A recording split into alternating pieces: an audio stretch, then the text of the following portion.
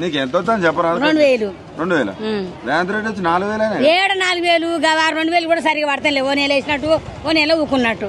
అంతేనా? అవునైనా ఆయన కూడా 4000 ఇద్దాము మాటలకే వచ్చింది. 4000 పింఛన్ ఇస్తా, బస్సు పిరి పెడతా. బస్సు కూడా పిరి పెట్టే ఆ పిరి పాడగానే ఊకే పోతాం. మన ఊర్లో పంట ఒక మాట ఎప్పుడో ఒకసారి పోతాం. అమాసపు నన్ను పోతాం కదా బిడ్డ.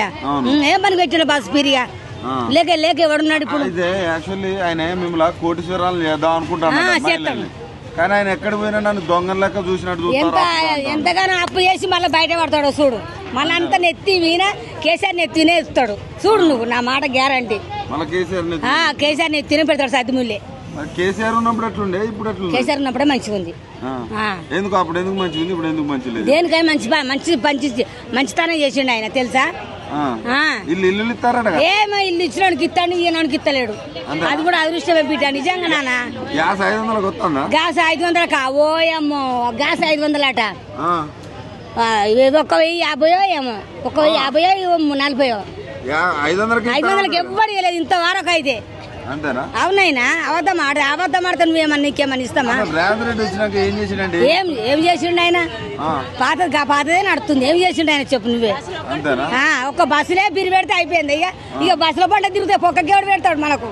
కట్ట చేసుకుంటే కడుపు నిండతలేదు. నిజమా మాతోనే అన్నమాట. ఆయన ఏమంటుండే, మళ్ళీ నాకు మొగోళ్ళు ఓట్లు లేకుండా ఒకటే ఆడోళ్ళు నాకు ఓట్లు వేస్తారు, నేను గెలుతా, మళ్ళీ ముఖ్యమంత్రి నేనే పొక్క వలిగిపోతుంది. మేము వేయనేయ్యాము ఇక ఈసారి, మేము అసలే వేయము ఇక. అంతేనా? చూడు నువ్వు ఎందుకంత కోపం?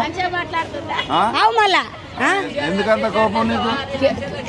కేసీఆర్కే వేస్తాం. కేసీఆర్ ఏం తిన్నాడు? కేసీఆర్ మంచి ఇస్తానం చేసుకోవచ్చు. నీళ్లు లేకుండా నీళ్లు కూడా తెచ్చాడు. తులం బంగారం లేదు, ఎట్ల బంగారం లేదు.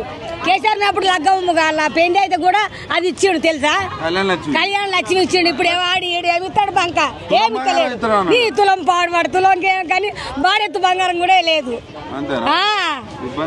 అవు మళ్ళా మొత్తానికి ఒక మాటలో ఈ ప్రభుత్వం ఎట్లుంది? ఏమి ఇచ్చుడు పడదు. ఎట్లా చేసినా వేస్ట్ అని అయినా మళ్ళా.